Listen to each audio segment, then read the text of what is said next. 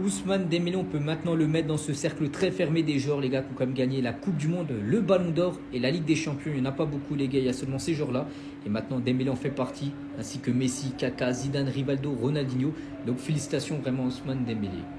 A noter que son club du Paris Saint-Germain vient de sortir un maillot spécial par rapport bien sûr au Ballon d'Or d'Ousmane Dembélé. Donc il est disponible en vente sur la boutique officielle du club. On va parler cette fois-ci d'Achraf Hakimi qui est devenu hier le 6e joueur africain le mieux classé de l'histoire au Ballon d'Or. À la 6e position, il a fini le joueur du Paris Saint-Germain. Toujours avec le PSG, donc oui, il y avait la cérémonie du Ballon d'Or hier, mais il y avait également un match contre l'équipe de l'Olympique de Marseille. Et tiens, pour revenir les gars sur Hakimi, donc il était chambré par les supporters de l'OM après la défaite 1-0 de Paris hier. Vous allez finir deuxième, ferme ta bouche, voilà les propos d'Hakimi, un supporter, après la défaite dans le classique. Et concernant cette équipe de Marseille, les gars, donc Aubameyang, les gars, réagit à l'ambiance du côté du Vélodrome. Il a dit personne ne peut rivaliser en termes d'ambiance avec le stade Vélodrome. J'avais des doutes entre Dortmund et Marseille, mais Marseille a pris clairement le dessus. Le jeune espagnol Lamine Yamal qui a terminé deuxième au Ballon d'Or, les gars, il a félicité Ousmane Dembélé pour son Ballon d'Or. Et ça, c'est pas souvent le cas, les gars. Par exemple, des Ronaldo, Messi. Très rarement, les gars, ils se félicitaient l'un envers l'autre. Même, par exemple, Vini Junior, saison dernière, il n'a pas félicité Rodri par rapport à son Ballon d'Or. En tout cas, Lamine Yamal l'a fait avec Dembélé.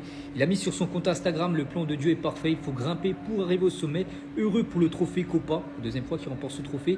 Et félicitations, bien sûr, Ousmane Dembélé pour le prix et sa belle saison.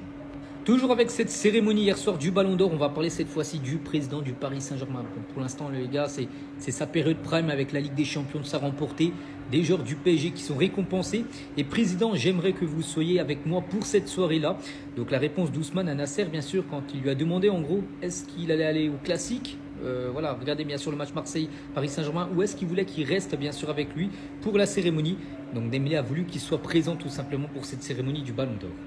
Et on finit avec le classique hier soir. C'est vrai que c'est un peu passé inaperçu cette victoire de Marseille contre le Paris Saint-Germain. Mais à noter les gars que le but de Aguerd, c'est pas lui qui l'a marqué, c'est officiel. L'AFP annule le but de Aguerd lors du classique. L'instance a finalement requalifié l'action décisive en contre son camp de Marquinhos. Sur la base des images, la commission a considéré que le Brésilien est le dernier joueur à avoir touché le ballon. La maman d'Ousmane Dembélé confirme les gars que ce Ballon d'Or remporté par son fils hier soir, il va voyager beaucoup et surtout il va prendre la direction du continent africain. C'est le Ballon d'Or de toute l'Afrique, on va l'amener au Sénégal, partout. Toujours avec Ousmane les gars, donc depuis hier soir, beaucoup de tweets de lui sont sortis les gars sur les réseaux sociaux. Regardez les gars, c'était en 2014, il était pratiquement pas connu. J'ai perdu tous mes nums. Putain, l'école c'est relou de ouf. Ronaldo est très très fort. Il vendait même des paires, les gars. Taille 43, 75 €. Donc depuis, bien sûr, il a pas mal changé. Bien sûr, Ousmane Dembélé. Et par rapport à son tweet, le foot c'est trop dur, les gars. Fait le 17 juillet 2014. Et il y en a beaucoup qui ont réagi, bien sûr, en lui mettant T sur 1. Parce que voilà, t'as fini le jeu, bien sûr, en gagnant le Ballon d'Or. On va parler cette fois-ci d'un autre joueur du Paris Saint-Germain. Donc il s'agit de Vitinha. Notez, Vitinha, les gars, finit quand même 3e au Ballon d'Or. C'est quand même une performance exceptionnelle.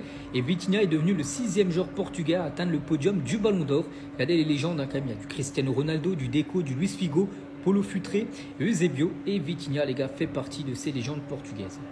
C'est une catastrophe pour le FC Barcelone et pour le joueur espagnol Gavi. Donc hier, il s'est fait opérer du genou. Il avait mal depuis pas mal de semaines. Il a hésité à se faire opérer. Donc du coup, opération. Et c'est pas beau, les gars. Le chirurgien n'en croyait pas ses yeux lorsqu'il a ouvert le genou de Gavi. Personne au club ne s'attendait à l'état de santé, bien sûr, du milieu de terrain. Donc actuellement, l'objectif principal est de restaurer l'équilibre psychologique du joueur qui s'est pratiquement effondré quand il a été informé de la gravité de sa blessure. Donc en gros les gars, le ménisque et les ligaments ont été touchés. Donc voilà, c'est forfait les gars jusqu'à 5 mois. Donc il va revenir quasiment en février prochain. On lui souhaite un très bon rétablissement. On va parler cette fois-ci d'Hugo Ekitike, buteur hier les gars lors d'un match avec Liverpool, buteur du 2-1, victoire bien sûr des Reds. Il avait déjà un jaune et il a fait la célébration, vous savez, où tu enlèves ton maillot, tu montes ton nom, tout ça. Et du coup, deuxième jaune, carton rouge pour Hugo Ekitike. Et bien évidemment, ça passe pas du tout pour le coach néerlandais Arne Slot. Donc il a dit, si j'avais mis son but, je l'aurais juste dédié à Federico Chiesa, passeur décisif sur l'action. Et on finit avec la soirée du Real Madrid hier. Très bonne soirée, 6 sur 6 en Liga, 18 points pris sur 18 possibles. Et surtout, voilà, Mbappé auteur d'un doublé. Vini, buteur et passeur D, les gars, homme du match à Vini Junior. Et à noter que Franco Mastrotano a inscrit son premier but du côté du Real Madrid. Le père de Lamine Yamal, les gars, n'accepte pas que son fils, donc Lamine Yamal, n'ait pas remporté le Ballon d'Or lundi soir. Et le père de Lamine, donc Mounir Nazraoui, n'a pas caché son énervement lundi à la fin, bien sûr, de la cérémonie. Il s'est moqué du niveau de jeu affiché par Ousmane Dembélé sur ces derniers mois au regard de celui de son fils. Lamine Yamal a, lui, tenu à saluer comme le lauréat du Ballon d'Or, malgré que son clan, lui, a quitté rapidement la cérémonie.